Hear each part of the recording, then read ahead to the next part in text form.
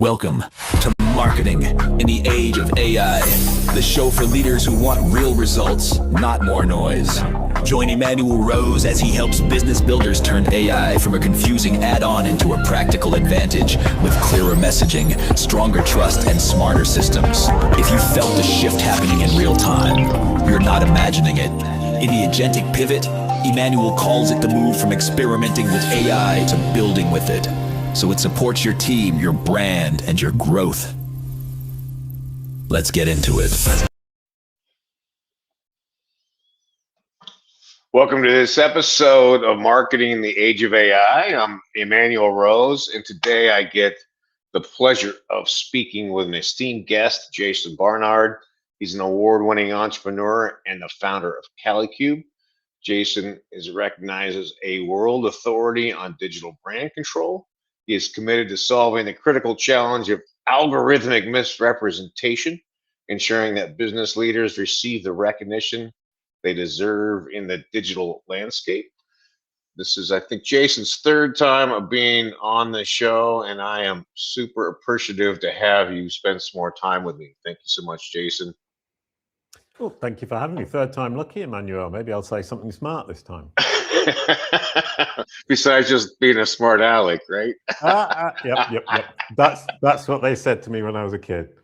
Yeah, me too. So no, I really do appreciate it. I love the directionality and the vectors that you're on in marketing right now, and I think you're onto something brilliant. So, and I found out that you are a finalist for the Best Use Case Award at the Global AI Summit 2026 for EO, and I got to know how was that process, and how did that turn out? Oh, it's actually a really cool story. Entrepreneurs Organization is, as you know, 18,000 or 20,000 entrepreneurs around the world. Every company has to have $1 million or more of revenue to join. I'm in the Entrepreneurs Organization Paris chapter. Oh, I'm the communications chair this year, so I'm more important than I was last year. That's right. You're hitting the small time. I received an email that said, "Congratulations, you've been selected for the best use case of AI at the Global Summit, AI Summit 2026." And I thought, oh, cool. And then 2 minutes later, I got an email saying, "Oh, I'm sorry, that was a mistake. It was supposed to be for another Jason." And I wrote back and said, "Well, that's a pity, because actually we do have the best use case of AI in our market, which is Kalicube Pro. Right. Maybe I can enter." And they said, "Yeah, go ahead." And we got nominated as one of the finalists. It was last week. Unfortunately, we didn't win, but then being a finalist, being one of the best use cases in the Entrepreneurs Organization is already a huge accolade, and I'm super proud. Yeah, well, congratulations on that. And that is well, the explanation I gave was, we use AI that we do control to control the AI that you don't think you can control. Yes. And I don't think anybody understood what I meant. So it may be we could have won if I'd explained it better. Well, it is a complicated description, but that's because the technology is still a little complicated for all of us to wrap our brains around. Yeah. Well, I mean, last time we were talking, I was saying that I was developing the Kalicube Pro platform for it's actually V11, version 11. Wow. So it's been going, well, and that's the thing. I started in 2015, coded it all by hand, and obviously now a lot of AI involved. And it's the last 6 months since I talked to you that I've been implementing AI, both to develop the platform using Claude to plan and Cursor with ChatGPT installed to actually execute the code. And it's really, really, really efficient and effective. Interesting. Yeah. And then AI that actually runs the platform. So all of the stuff we were doing by hand is now being done by AI. And as I said to you before the show, I switched to live version 11.3.1 yesterday.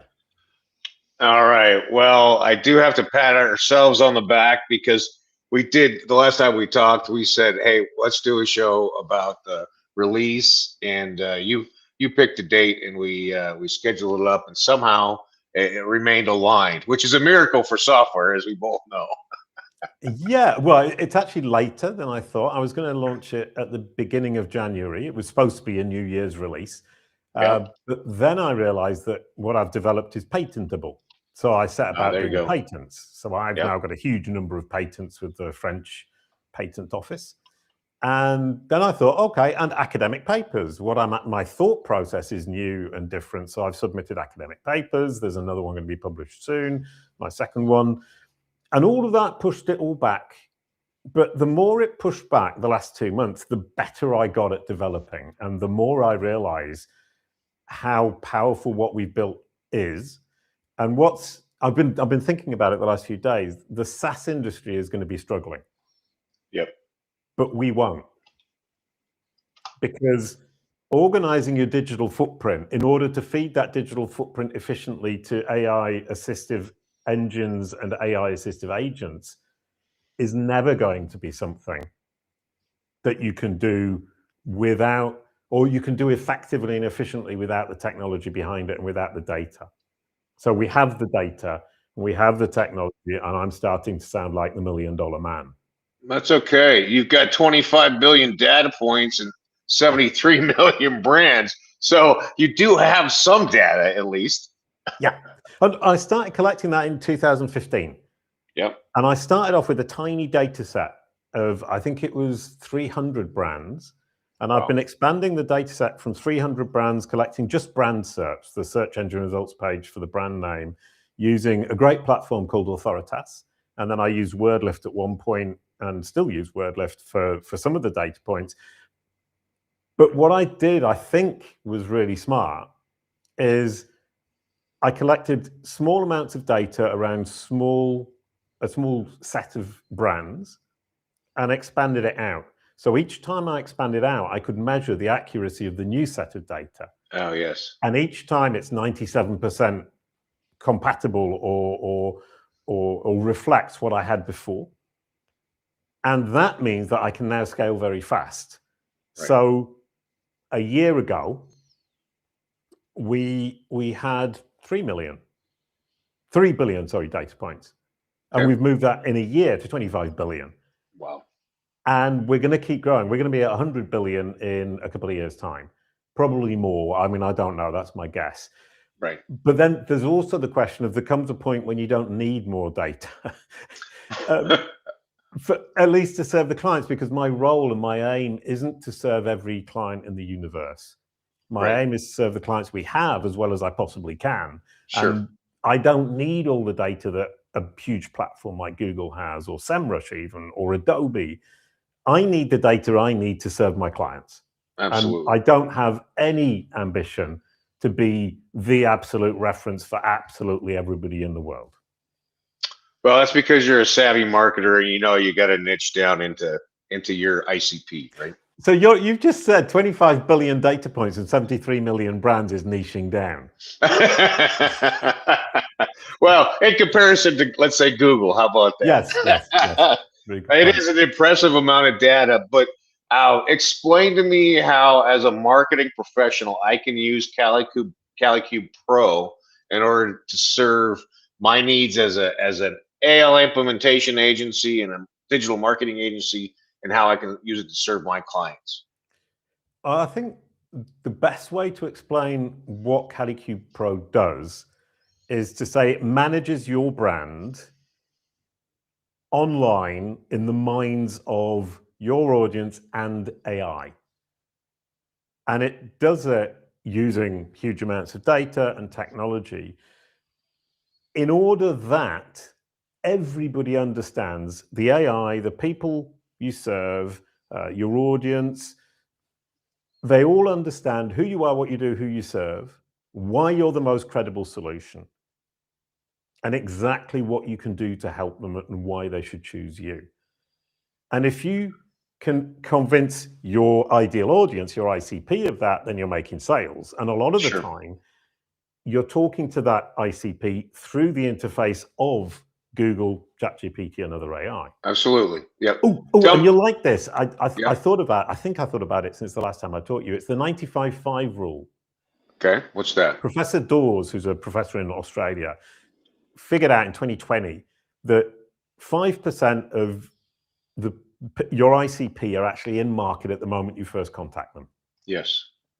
So you try and sell to those 5%. Hopefully you succeed in selling some. And the other 95%, your entire marketing strategy is about how to be top of mind for that person, for that 95% at the moment they then come in market. Right. And you have no idea when that's going to happen. So you do advertising campaigns, remarketing, you do email, and you do advertising. We're nurturing and helping them self-educate. Yes. And you're hoping that at the moment Yes. they switch to that moment of saying, I actually want to buy, that you happen to be standing in front of them. Absolutely. I've solved the problem. Oh, that's great news. I loved your expression there. That was brilliant. You're a great actor. Thank you. You let the AI do it for you. Yes. If you're top of algorithmic mind, everybody who's going to move into market is going to use AI to do some kind of research or double check or research your brand or research your competitors. It doesn't really matter. Yeah. If you are top of algorithmic mind of ChatGPT, Google, Copilot, Siri, Alexa, Perplexity, all of these machines, the moment that person researches it, when they're coming into market, your brand appears and they go, oh, I remember them. They were brilliant. And the AI recommends them. Therefore, this is the correct solution. Job done. You're sold. Top of algorithmic mind is the solution to the 95.5 problem. It is. I got to say, it is. I agree with you, and that with the zero-click world that we live in, that is the most important thing, right? Yep. Oh, and I've got another good thing that I've been discovering as I dig down into this world. There are three. We've got the perfect click, which is the recommended click that Fabrice Cannell from Bing told me about. So the entire funnel is in Copilot, Perplexity, Siri, ChatGPT, Google, and they offer you the perfect click, i.e., when push comes to shove, the zero-sum moment, as I'm calling it, who do I buy from?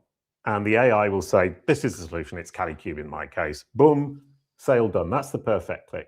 Before that, we had what I now call the imperfect click, which is the zero moment of truth that Google talked about 15 years ago. Right. And they were saying, at the moment of purchase, people will double check with Google, see the 10 results, choose the best one. So that's imperfect because you don't know which one they're going to choose. Perfect click, the AI tells you who to choose, and 95% of the time, let's say, you choose that solution. Then you've got the agentic click, where the agent makes the decision and the human being doesn't get involved. I love Those that. are the three. And we're already there. For sure. Yeah. Cloudflare, Stripe, they've launched the technology and it's already working. It's already made $50 million of sales. The agent is making the decision on behalf of the purchaser. Where are we going with that? Yeah, that's a beautiful concept of the agentic click, and it's not being spoken about enough yet. I have one other question though. I want to know what you're calling this kind of optimization at this point, because the last time we had a little dust up about what we should call it, and I want to know what's Jason Barnard calling the optimization of the LLMs now. It's not optimization of the LLMs. See how behind I am? Optimization of the LLMs is the generative engine optimization that people talk about. And I'm arguing that that's already out of date. Sorry. That's okay. And it only looks after one aspect. So you have search engine optimization looking after the search. Yep. Generative engine optimization looking after the LLM that generates the response, multimodal, it doesn't really matter. That's a detail. That's only two of the algorithmic trinity. The third one is the knowledge graph. Okay, gotcha. All of them together is AI assistive engine optimization. And I call it that because the engine is assisting you in your purchase or you're finding the solution. Yeah. And it describes what I'm getting from the machine as opposed to what the machine does, which generative engine optimization says this is what the machine does. Nobody cares what it does. Nobody cares how it works. I care. It's a black box. Yeah. It assists me.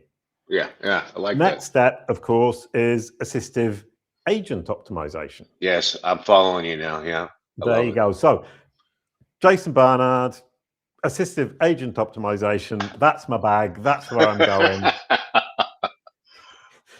I think that's brilliant, and it fortunately for me, it matches my latest book, which is the Agentic Pivot. So at least we're aligned this time, which is the good news. Brilliant. I mean, well, and the agentic pivot is huge, but I think kind of one thing that people like you and I often lose sight of is that the world isn't necessarily seeing what we're seeing right now. For sure. Yeah. And even when they do, it's not all going to be like that. So a lot of people I'm talking to are getting really carried away with agentic AI and the fact that it's going to make the purchase and that I'm going to give it a mandate and it will go out and negotiate for me the best cup of coffee price or the best flight or whatever it's going to be. Make the purchase and give it to me. But then you say, actually, for my wedding, I'm not going to let that happen. That's an emotional decision. For sure, yeah. And so you have that to come into play. Then you have what's available to me depending on my location, depending on the laws in the country I live, depending on my own emotional engagement with the purchase decision. And then you've also got old people who just don't change their ways. Yeah, right. And, the fact that somebody says, I still like searching on Google and I will always search on Google till the day I die, absolutely fair. So just like there's people still using the phone book to find phone numbers, right? Yeah. And I think it's really important to remember that it's divided into these groups of people, and there's many different ways to cut and cross that over. It's individual preference, emotional involvement, culture, country, laws, language, opportunity, access, gazillions of reasons, but they will all coexist. And you need to optimize for all of them, which is why I'm saying assistive agent optimization. In order to optimize for the agents, you need to optimize for the assistants. To optimize for the assistants, you needed to optimize for the search and the LLM and the knowledge graph. So all of it, it's this funnel. Sorry, not this funnel. It's the Russian doll thing. Yep. Where assistive agent optimization is the one that holds them all. Interesting. Yeah. So, and I speak about it in terms of we're selling to 4 generations of humans right now.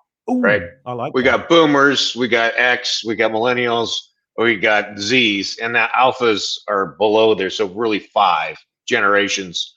And then inside those 5, am I in the boomers? You're a boomer, right? You're just barely over 60, right? No, oh, thank you very much. Just under. Just under, perfect. So you're Gen X, yeah. So that's why you and I could understand each other so well. So we have 5 generations that we're selling to, and we have people who are in different phases of capacity. And what we're concerned about sometimes is the right-hand side of the curve, which are the laggards. We hope we never have to sell the laggards because they always wanted how it used to be and at the same price. And we don't want to sell necessarily the mid-market, but just on the left side of the mid-market. So they're adventurous and will spend lots of money on new products. But the point is that we have to know who our ideal client profile is and how they like to consume information. And the more that we can get granular on that with hopefully some of your data points, then we're able to create better content for self-education through the buying process. Yeah, 100%. I mean, and to what extent do your audience actually kind of look at optimizing their digital footprint, which is what fundamentally we do at Kalicube? Well, I tend to have younger professionals as people who are listening to this show. So I love to talk about those fundamentals just so that we don't get too distracted by the big shiny objects, but we stay connected to the humans doing transactions. Right. Can I show you Kalicube Pro? Please do. Yeah, I'd love to see it, Jason. Because I'm super excited. It happened yesterday, and I'm really glad that I'm talking to you today. Because I don't get that often, but I do appreciate that you're excited. Right. I'm showing my screen. Can you see it? Let's see. Not quite yet. I think you might have to add it to the screen. Kalicube Pro, the world's most advanced there we go. digital brand intelligence platform. Oh, here we go. There you go. Nice. Yep, love it. Isn't that cool? That is cool. There we go. Patent what's pending. What's the domain of that? What's the domain? Kalicube.pro. Kalicube.pro. Love it. Okay. So that's the homepage. And this is basically what we're going to be offering people who use the system. This is our client, Scott Duffy, been with us 5 years. We've been optimizing his digital footprint for 5 years. He loves us so much. He sold a company to Richard Branson. Richard Branson, who always competes, realized this guy had built a company that he couldn't compete with, so he bought it. Nice. A number of people in the world who can say they sold a company to Richard Branson is very small, and Scott is one of them. Anyway, That's cool.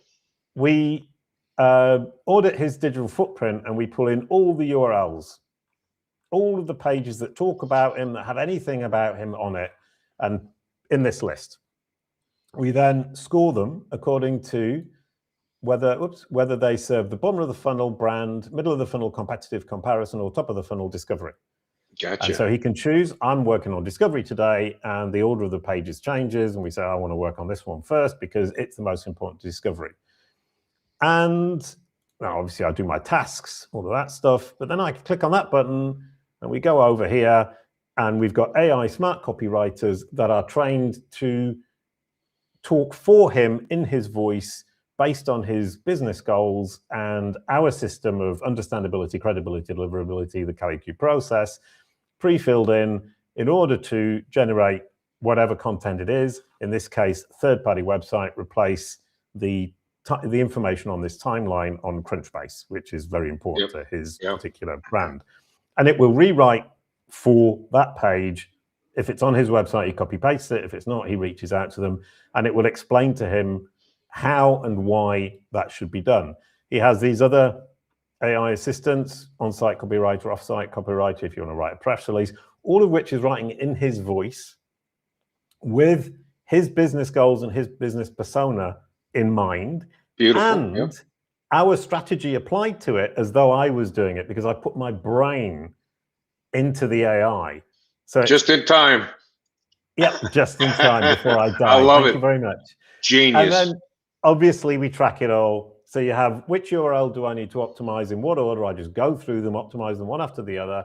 I use the AI copywriters that are designed to do that based on the Kalicube process, my own knowledge, our 73 million brands and our 25 billion data points, plus your persona, plus your business goals.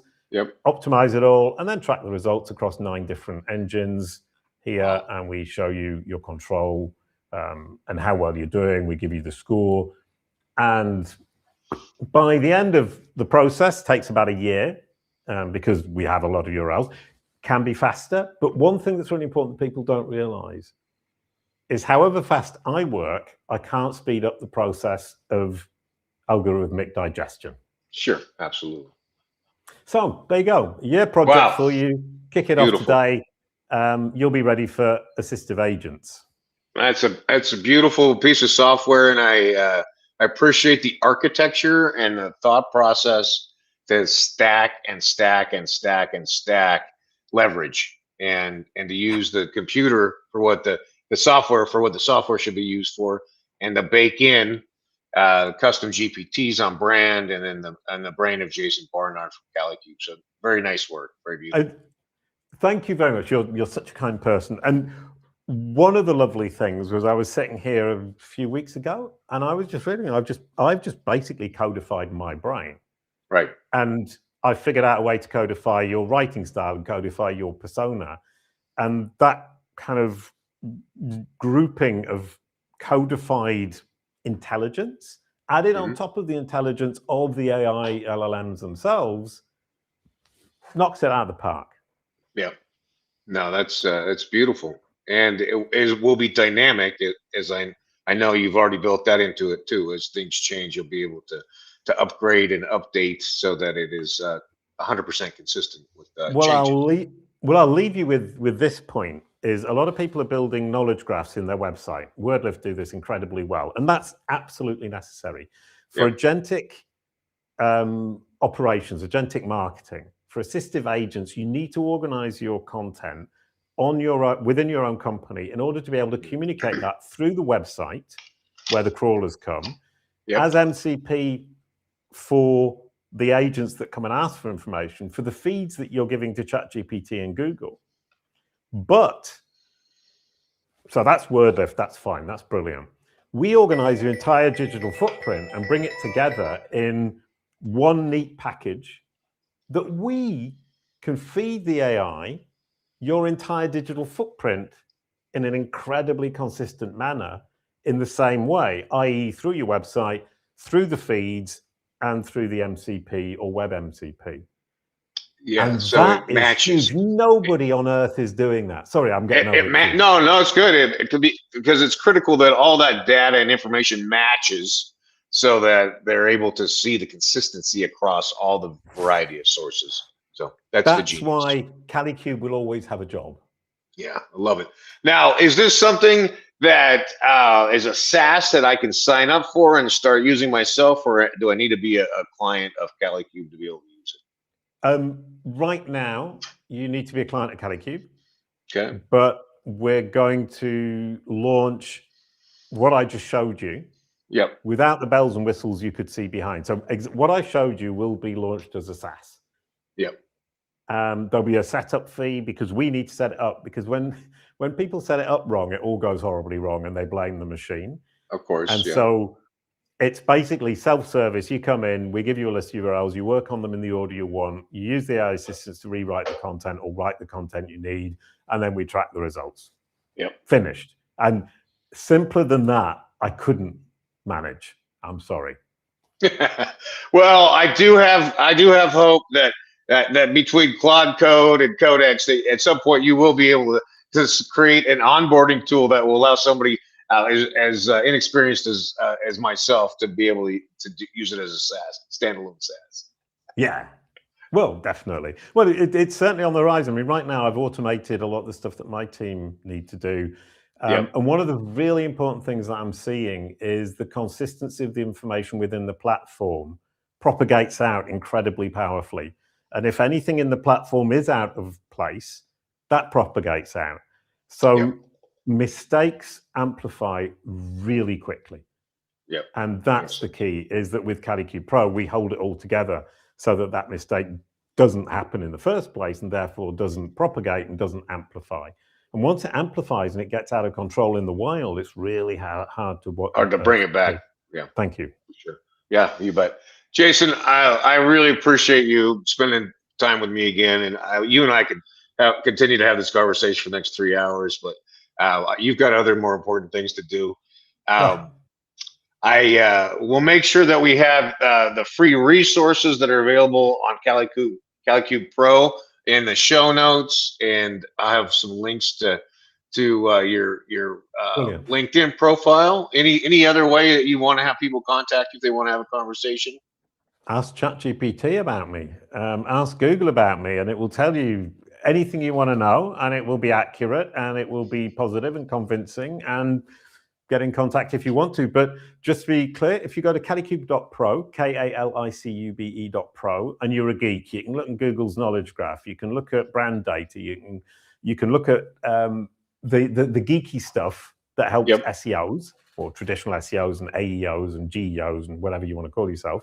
If you go to kalicube.com, kalicube.com/guides, then you get the practical guides of how to actually do the work as a marketer and an SEO. So there's there's less data, but really helpful information. So everything I do, everything I've thought about the whole process, the Kalicube process, and how to control your brand identity in a world of AI, I explain and give away for free, because I think, or I believe, it's an existential problem. We have the right to control our own identity in the brains of this AI that we often feel we don't control, but in fact we do. We just have to take the initiative. Well, I do appreciate that sentiment and that ethic, and thank you for your contribution. Thank you so much, Emmanuel. That was delightful. Yeah, I really enjoyed it, and thank you for your time. I'm grateful for that, and best of luck with the release, and may it be bug-free and and work as designed from today forward. Yeah, no comment. Okay. Thank you. All right. Thank you so much, and I look forward to seeing you again soon. Bye, man. Thank you. Bye-bye. Yep. Well, I hope you enjoyed that as much as I did. It's great for if you're not able to work directly with Jason and his team then go and check out Kalicube, the two domains that'll be listed, both the Pro and the .com. They'll be listed in the show notes. And take advantage of the tools that he's published, and control your brand on search engines and on the LLMs, and for the agentic pivot that we're in as well. So I hope that you continue to dig into AI, that you find some ways that it can save you time, and that with that time, you don't just work more, but you spend time continuing to upskill, that you spend that time with your friends and family, and that you get outside into nature, away from the screens. This is Emmanuel Rose, Marketing in the Age of AI. Thanks for listening to Marketing in the Age of AI. Be sure to subscribe wherever you heard this podcast so you never miss a future episode. Your copy of Authentic Marketing in the Age of AI is available at Amazon.com or EmmanuelRose.com. You can also connect with Emmanuel on LinkedIn. Thanks again.